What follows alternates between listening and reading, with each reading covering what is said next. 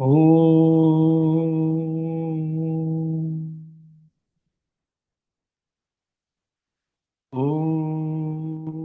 सहना भवतु सहनौ भुनक्तु सह वीर्यं करवावहै तेजस्विनावतीतमस्तु मा विद्विषावहै। ॐ शान्ति शान्ति शान्ति।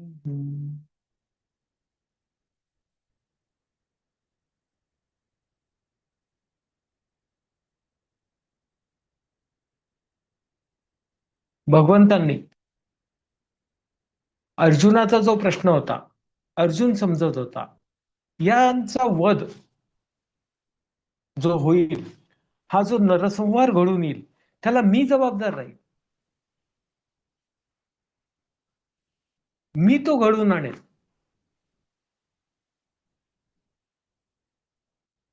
हा अर्जुनाच्या मनातील गैरसमज दूर करण्यासाठी भगवंत प्रथम आत्मतत्वाचं अविनाशित्व स्पष्ट करतात. पहिल्या 37 श्लोकांमध्ये भगवंतांनी ते स्पष्ट केलेलं आहे की जेणेकरून अर्जुनाच्या मनामधला जो संशय आहे तो दूर होईल. तो जे समजतो की हा नरसंहार माझ्यामुळे होईल, ते त्याच्या मनातील भ्रम दूर होईल. भगवंत अर्जुनाला सांगतात, तू केवळ निमित्त मात्र आहे, यांचं काय होईल हे आधीच ठरलेलं आहे. असं कधीच नाही की जे काल नव्हते किंवा आज नाहीत किंवा उद्या नाहीत, असं कधीच घडणार नाही. ते कालही होते, आजही आहे, उद्याही राहणार आहेत. आणि आत्मतत्व, जे तत्व सर्वत्र आहे, आत्मरूपी आत्मतत्व सर्वत्र आहे. असं कोणतेही ठिकाण नाही की जिथे ते अस्तित्वात नाही. त्याचा जन्म होत नाही कारण ते सदैव अस्तित्वात आहे, सर्वकालीन आहे, म्हणून त्याचा मृत्यू नाही. मग जन्म मृत्यू होत नाही त्या आत्मतत्वाचा, तो आत्मा. मग मरेल कोण? हे शरीर. आणि मन आणि बुद्धी दुसऱ्या शरीरामध्ये प्रवेश करेल. हे भगवंतांनी म्हटलं. ते कसं? की जसं मनुष्य त्याचे वस्त्र जीर्ण झाले की टाकून देतो आणि नवीन वस्त्र परिधान करतो, तसंच मनुष्य जेव्हा त्याच्या लक्षात येतं हे शरीर मन बुद्धीचा काही उपयोग नाही, हे शरीर, हे दशेंद्रियांचं शरीर माझ्या मन आणि बुद्धीला माझ्या वासना परिपूर्ण करण्यासाठी उपयोगात येणार नाही, तेव्हा प्रारब्ध वासना संपल्यावर मनुष्य त्या शरीराचा त्याग करतो आणि नवीन शरीर धारण करतो, जेणेकरून तो त्याच्या वासना संपवेल. हे ज्ञान प्रथम भगवंत अर्जुनामध्ये देतात. आणि नंतर या अध्यायाच्या दुसऱ्या विभागामध्ये कर्म करण्याचं बंध जे महत्व आहे ते स्पष्ट करतात. आणि कर्म करताना बंधनामध्ये गुंतायला नको. कर्मबंधनामध्ये मनुष्य केव्हाच गुंततो? जेव्हा तो इच्छायुक्त कर्म करतो. जेव्हा मनुष्य निस्वार्थ कर्म करतो, इच्छारहित कर्म करतो, तेव्हा तो कोणत्याही प्रकारच्या बंधनामध्ये गुंतत नाही. 3 प्रकारचे कर्म आहेत. स्वार्थ कर्म म्हणजे इच्छायुक्त कर्म, निस्वार्थ कर्म म्हणजे स्वार्थ जरी नसला, सेल्फिशनेस जरी नसला, तरी सुद्धा काहीतरी इच्छा आहे दुसऱ्यांना मदत करण्याची, त्याच्यासाठी तुम्ही निस्वार्थ कर्म करता, म्हणजे काहीतरी इच्छा आहे, म्हणजे ते सुद्धा इच्छायुक्तच कर्म आहे. निस्वार्थ कर्म सुद्धा इच्छायुक्तच आहे. पण इच्छारहित कर्म,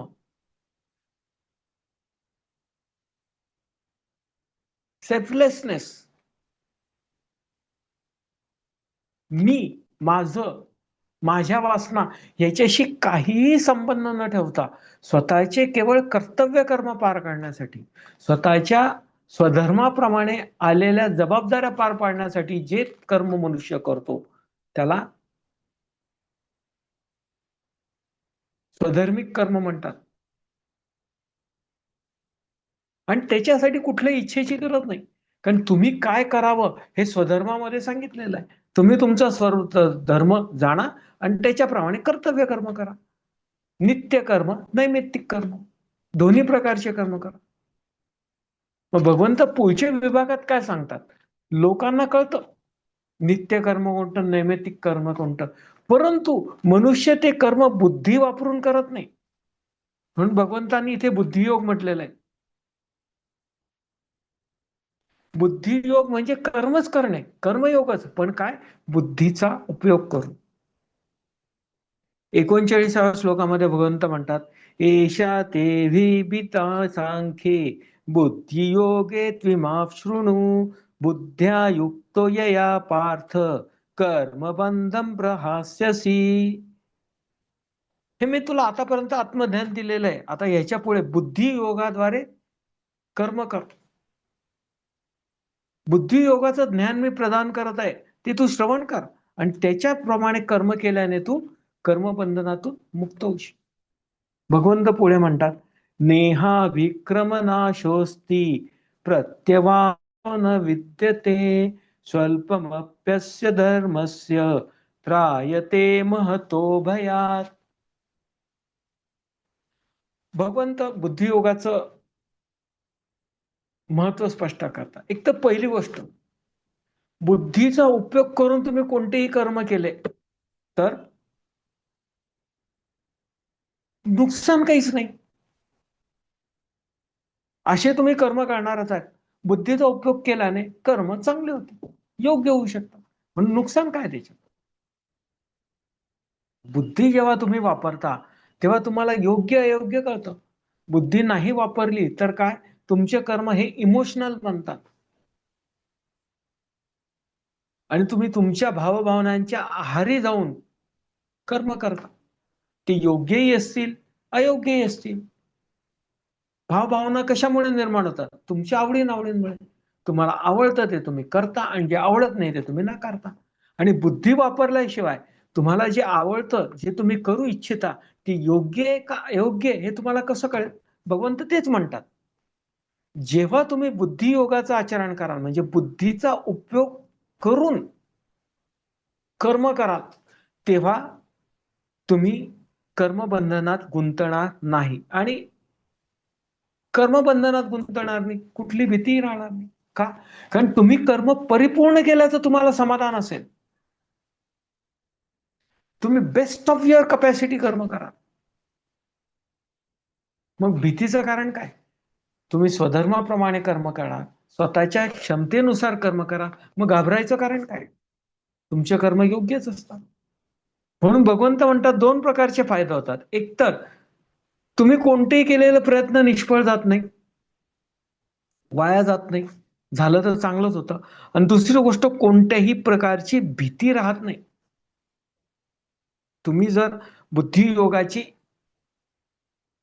शिस्त जर पाळली तर तुम्ही प्रगती कराल आणि भयापासून तुमचं संरक्षण होईल. कोणत्याही प्रकारची भीती तुमच्या मनामध्ये राहणार नाही. का? कारण तुम्ही इच्छारहित कर्म करतात, स्वधर्माप्रमाणे कर्म करतात. भगवंत पुढे म्हणतात, व्यवसायत्मिका बुद्धी एकेह कुरु नंदन बहुशाखा हन्यताश्च बुद्धियो व्यवसायिनाम. भगवंत म्हणतात, जो मनुष्य कर्मयोगी आहे, म्हणजे बुद्धीचा उपयोग करून कर्म करतो, त्याची बुद्धी एक विचारी असते, फुल कॉन्सन्ट्रेशन एका विचारावरती, सिंगल थॉट, आणि ऑब्जेक्टिव्ह वस्तुनिष्ठ असते. त्याला माहिती असतं नक्की काय करायचंय, म्हणून त्याचे विचार इकडे तिकडे ढळत नाही. ऑब्जेक्ट ठरलेला आहे आणि विचार ठरलेला आहे, बरोबर तो विचार पूर्ण करतो आणि कर्म करतो. डायव्हर्शनचे काही चान्सेस नाही. परंतु जे लोक संसारात गुंतलेले असतात, इमोशनल असतात, मग असं का तसं, जर तर किंतु परंतु, यांच्या जंजाळामध्ये जो पण गुंतलेला असतो, तो कुठल्याही डिसिजनवर लगेच येऊ शकत नाही. आणि सतत भीती असते, असं नाही झालं तर काय होईल, मग त्याने असं केलं आणि याने असं केलं, सतत भीती मनात राहते.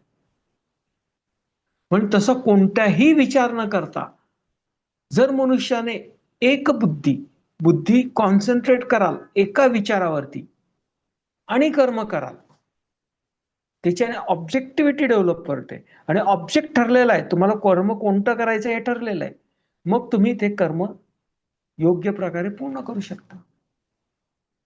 याच्या विरुद्ध भगवंत म्हणतात, जो संसारात गुंतलेला मनुष्य आहे, तो त्याचे अनंत विचार असतात,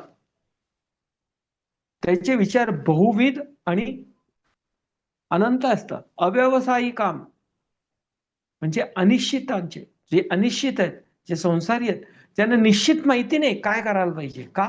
कारण बुद्धीचं मार्गदर्शन नाही. बुद्धी नाही वापरली, तुम्हाला गायडन्स कसा मिळेल? भगवंत म्हणतात असा मनुष्य सतत गोंधळलेला असतो. पुढे भगवंत स्वार्थी मनुष्य किंवा जो संसारामध्ये गुंतलेला मनुष्य आहे, जो कॉन्सन्ट्रेट करू शकत नाही सिंगल थॉटवर आणि निश्चितपणे कर्म करू शकत नाही, बुद्धियोगाचा वापर करून कर्म करू शकत नाही, ते कसे वागतात हे 42, 43 आणि 44 या 3 श्लोकांमध्ये फार सुंदररित्या स्पष्ट केलेलं आहे. जे संसारिक लोक आहेत ते कसे करतात. यामी मां पुष्पितां वाचम प्रवदन्त्य विपश्चितः वेदवातरता पार्थ नान्यतस्थितिवादिनः कामात्मान स्ववर्गपरा जन्म कर्म फलप्रदां क्रिया विशेष बहुलां भोगैश्वर्य गतिं प्रति भोगैश्वर्य प्रसक्तानां तयापय्यत चेतसां व्यवसायात्मिका बुद्धी समाधौ न विधीयते.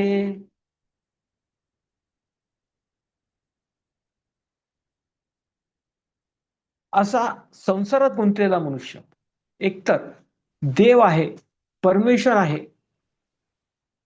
याच्याबद्दल हा जो विचार आहे याच्याबद्दल त्याचे कन्सेप्ट क्लिअर नसतात.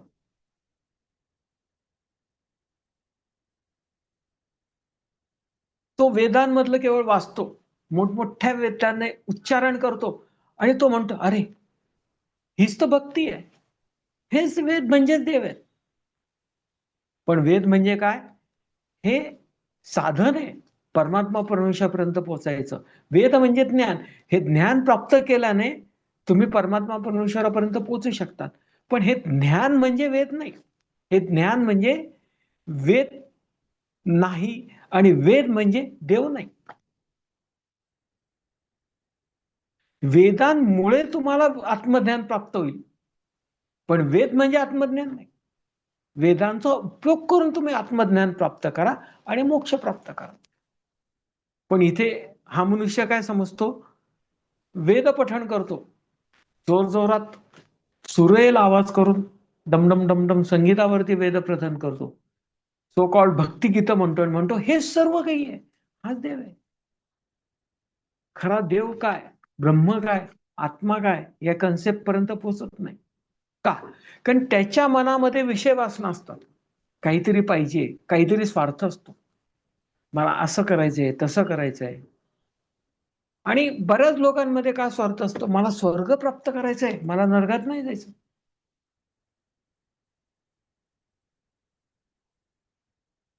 सो कॉल्ड स्वर्ग म्हणजे या लोकांचा कन्सेप्ट अशी कुठली तरी भौगोलिक स्थिती किंवा ठिकाण जिथे गेल्याने केवळ सुखच आहे, म्हणून त्या प्राप्तीसाठी झटत राहतात. पण भगवंतांनी स्पष्ट केलं आहे, स्वर्ग आणि नर्क हे तुमच्या मनस्थिती आहेत, हे काही फिजिकल ठिकाणं नाहीत.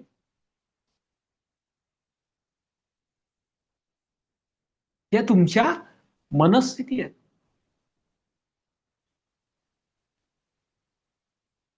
तुम्ही योग्य कर्म केलं तर तुम्हाला आनंद होईल, सुख प्राप्त करा, मन शांत होईल.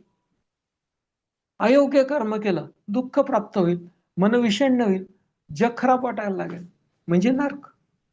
आनंद झाला, सुख प्राप्त झालं म्हणजे स्वर्ग. या तुमच्या मनस्थिती आहेत. स्वर्ग आणि नर्क म्हणजे काही फिजिकल लोकेशन्स नाही.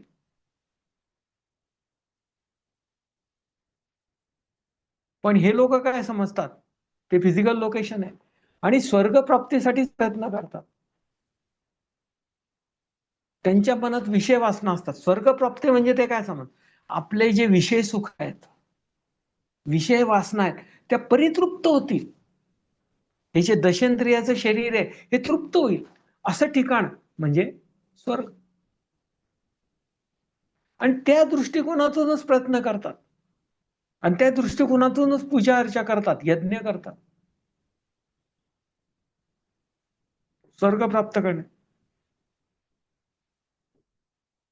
त्या लोकांनी केवळ वेदांचं पठण केलं, त्यांना तोंडीपाठ जरी असले, प्रवचन जरी करत असले, दुसऱ्याला कर्मकांड करायला जरी मदत करत असले, तरी सुद्धा त्यांना ते ज्ञान आत्मसात झालेलं नाही. कारण त्यांच्या मनामध्ये विषय वासना आहे. आणि वेदांचं ज्ञान तुमच्यामध्ये तेव्हाच मूर्त जेव्हा तुमचं मन शुद्ध असतं, अशुद्ध नसतं, कोणत्याही प्रकारच्या वासना नसतात.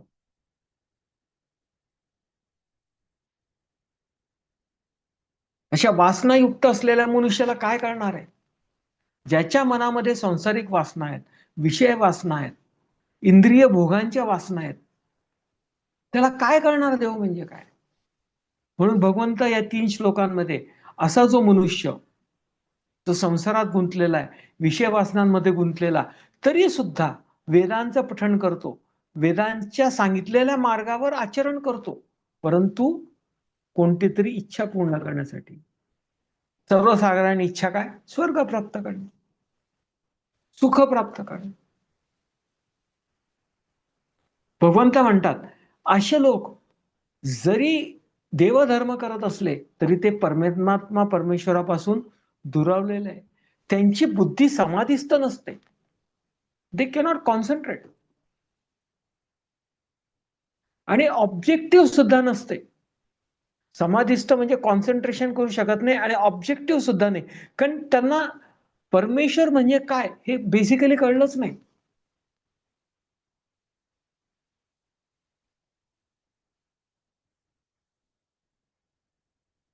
मग कसं ते परमेश्वराची प्रार्थना करणार?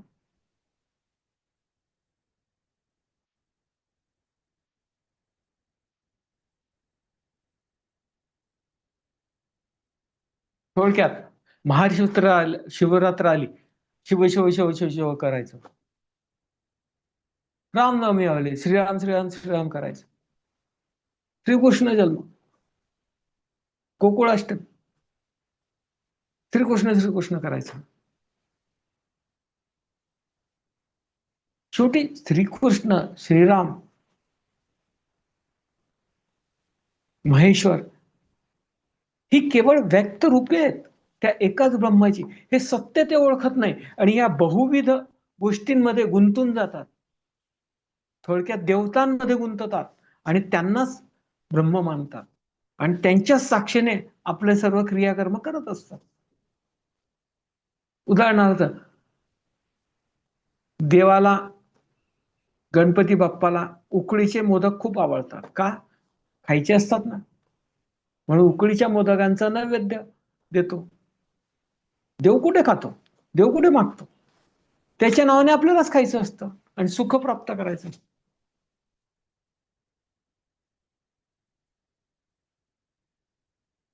असे सोकॉल्ड ब्राह्मण जे सुखासाठी कर्म करतात, वैदिक कर्म करतात, पण कुलशित मनोवृत्ती नाही. कुलशित म्हणजे कशाने? काहीतरी प्राप्त करण्यासाठी, सुख प्राप्त करण्यासाठी, स्वर्ग प्राप्त करण्यासाठी उपासना करतात. अशा मनुष्याचं वर्णन केलेलं आहे. आणि बुद्धियोगाचं आचरण केल्याने हे मनुष्य करत नाही. त्याला ऑब्जेक्ट क्लिअर असतो, परमात्मा परमेश्वर, मोक्ष प्राप्त करणे, जो इज ऑब्जेक्टिव्ह. आणि ज्ञानाचा उपयोग करतो, सत्य असत्य, योग्य अयोग्य कळतं. त्यामुळे योग्य मार्गाचं आचरण करून मोक्ष प्राप्तीकडे जातो. ऑब्जेक्ट क्लिअर आहे, योग्य अयोग्य माहिती आहे, सरळ प्रोजेक्टाईल केलं की स्वतःच्या ध्येयापर्यंत पोहोचतो. कोणतंही ध्येय असो,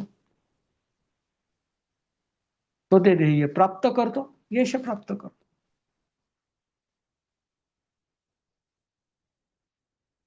तो बुद्धियोगी म्हणजे बुद्धीचा उपयोग करून कर्म करणारा.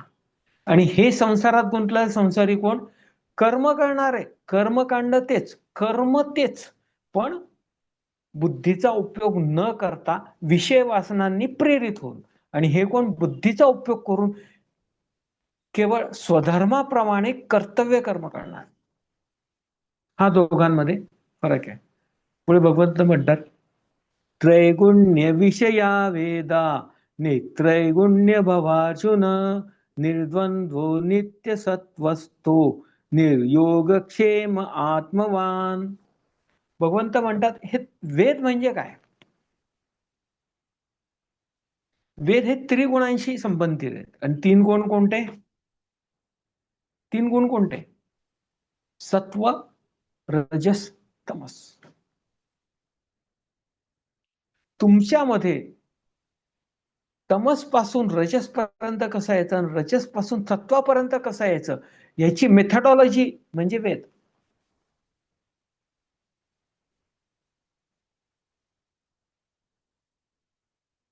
तुमचा स्वभाव कसा जाणा, तुमचे गुण कोणते आहेत ते जाणा, आणि त्याच्यासाठी योग्य ती थेरपी निवडा. तुम्ही जर भावनिक असाल तर भक्ती योगाचा उपयोग करा, भक्ती योगाचं आचरण करा. तुम्ही जर बुद्धिवादी असाल, ज्ञानयोगाचं आचरण करा. तुम्ही तर कर्मकांडी असेल किंवा कर्मात गुंतणारे असाल, कर्मामध्ये तुम्हाला सॅटिस्फॅक्शन मिळत असेल तर कर्मयोगाचं आचरण करा. आणि या तीनही योगांचा उपयोग कशासाठी? त्याच्यातून बाहेर पडण्यासाठी.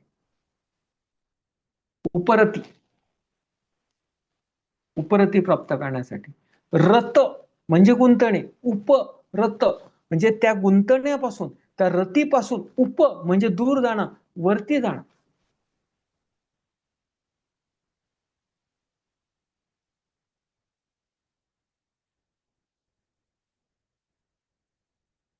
उपरती.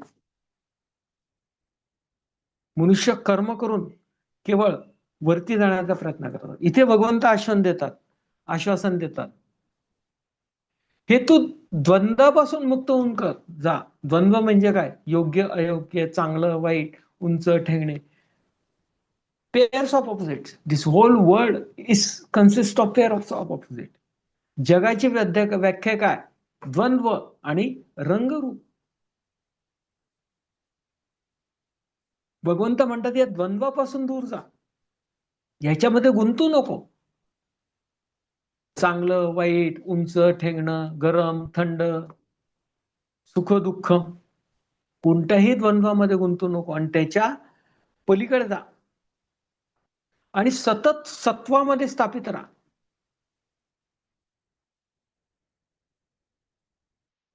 सत्व गुण स्वतःमध्ये प्रज्वलित करण्याचा प्रयत्न करा. सत्व तुमच्यामध्ये आहेच, पण ते काय? रज आणि तमस गुणामुळे झाकले गेलेले आहेत. तुम्ही रज आणि तमस जसजसे कमी कराल तसं सत्व आपोआप तुमच्यामधलं व्यक्त होईल.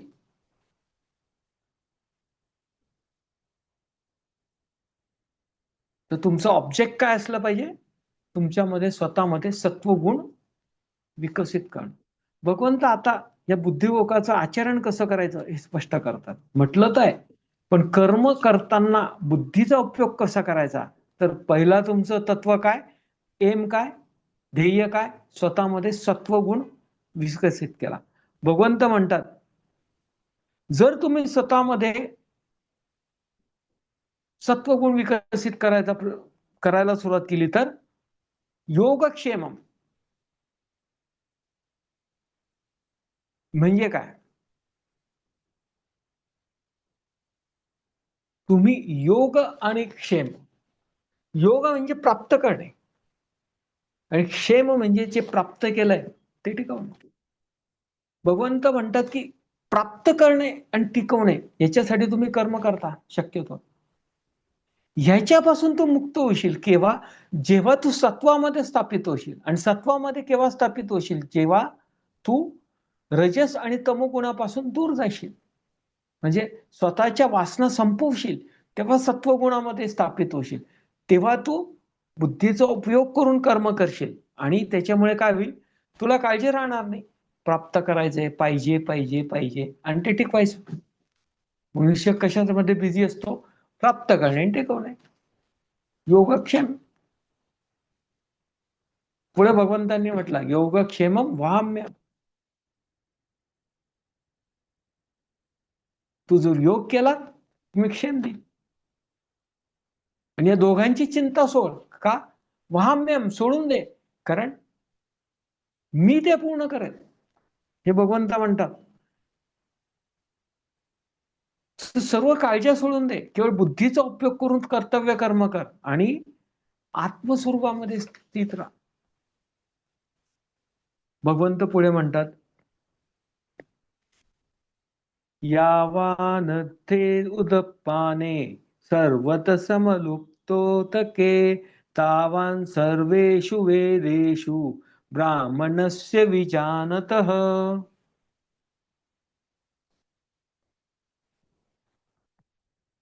जे ब्राह्मण आहेत म्हणजे जे ब्रह्मप्राप्तीच्या मार्गावर मार्गक्रमण करत आहेत त्यांच्याबद्दल भगवंत म्हणतात जे ऍडव्हान्स स्टेजला आहेत, म्हणजे जे सत्वामध्ये स्थापित झालेले आहेत आणि केवळ आत्मतत्वामध्ये विलीन होण्यासाठीच कर्म करतायत असे ऍडव्हान्स लेवलचे साधक, त्याच्याबद्दल भगवंत इथे सांगतात. अशा लोकांना वेदांचा उपयोग राहत नाही. भगवंत म्हणतात त्यांना वेदांचा उपयोग किती आहे? जितकं पुराचे पाणी सर्वत्र असताना माणसाला विहिरीचा उपयोग होतो. जर पूर आलेला आहे, सर्वत्र पाणीच पाणी आहे, तर तुम्हाला विहिरीकडे जाऊन पाणी घ्यायची गरज का? सर्वत्र पाणी.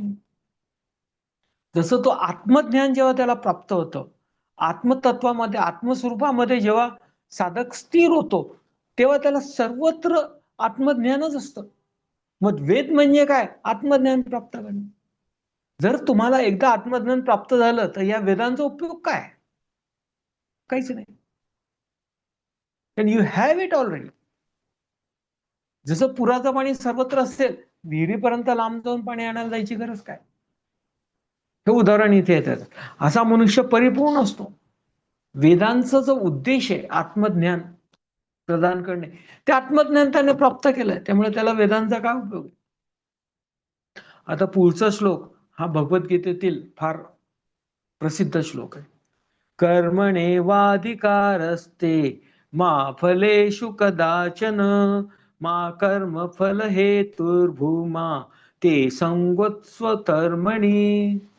भगवंत इथे सांगतात तुझा अधिकार काय? केवळ कर्म करण्याचा आहे. कर्म फळ काय प्राप्त होईल याचा विचार करण्याचा तुझा अधिकार नाही. तू केवळ कर्म कर, बुद्धीचा उपयोग करून कर्मयोगाचं आचरण कर. फळ काय प्राप्त होईल याच्यामध्ये गुंतू नको. आणि तू कर्म करताना फळासाठी कर्म करायचा तुझा हेतू नको. You should not get attach to outcome of whatever work you are doing. Just do your work. केवळ कर्म करा, कॉन्सन्ट्रेट. बुद्धीचा उपयोग करा, कॉन्सन्ट्रेशन करा. ऑब्जेक्ट क्लिअर आहे, काय प्राप्त करायचं, कोणतं कर्म करायचं. फळाची काळजी करू नका, फळ हे आपोआप मिळेल. आणि तुमचा जो हेतू आहे, जो काही तुम्ही हेतू म्हणाल त्याच्याशी आसक्त होऊ नका. संग म्हणजे काय इथे? संगोत्व कर्माणी म्हणजे काय? अकर्मामध्ये आसक्त होऊ नका.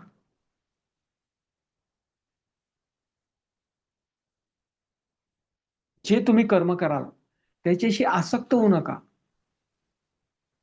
केवळ कर्म करा. मी करतोय, मग मी असं करतोय, मग मी केल्याने असं होईल. डोंट थिंक अबाउट दिस. फळाची अपेक्षा करू नका, कर्माशी आसक्त होऊ नका. Just do your job and get out. तुम्हाला जे कर्म दिलेलं आहे ते कर्म करा आणि बाहेर निघा. कॉम्प्युटर कधी स्वतःहून काही डोकं चालवतं का? तुम्ही जेवढा इन्स्ट्रक्शन द्याल तेवढं डोकं वापरतो.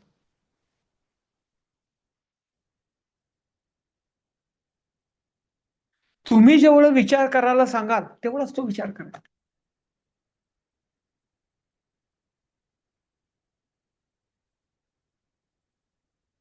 तुमच्यावर अवलंबून आहे त्याचा उपयोग तसा करायचा.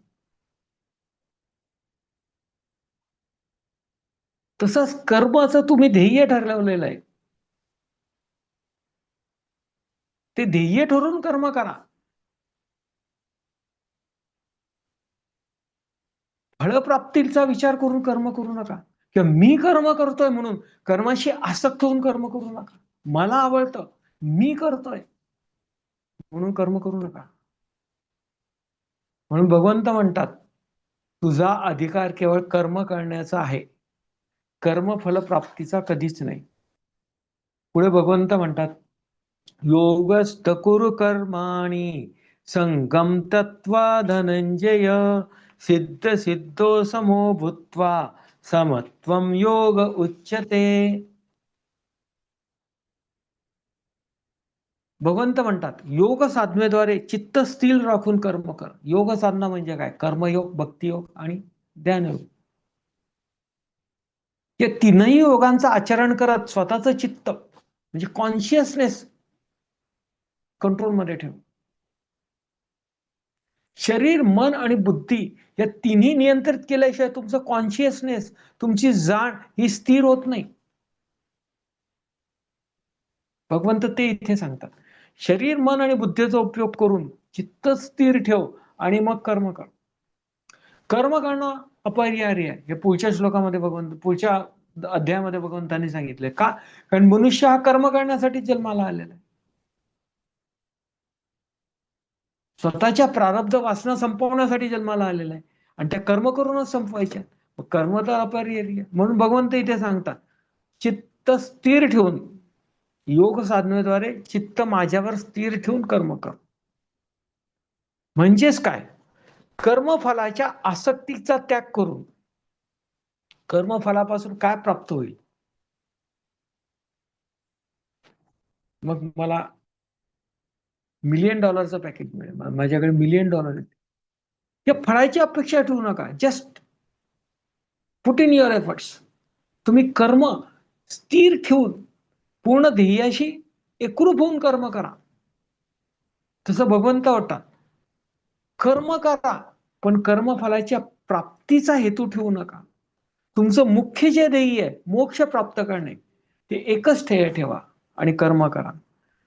आणि यश अपयशाने स्वतःचं कर्म बदलू नका आणि त्याच्याने परिणाम होऊ देऊ नका स्वतःवर. अशा प्रकारे जो कर्म करतो त्या समत्वाला, इव्हननेसला योग म्हणतात. भगवंतांनी पुढे योग स्पष्ट केलेला आहे, तो आपण पुढील सत्रामध्ये पाहूया. हरिओम.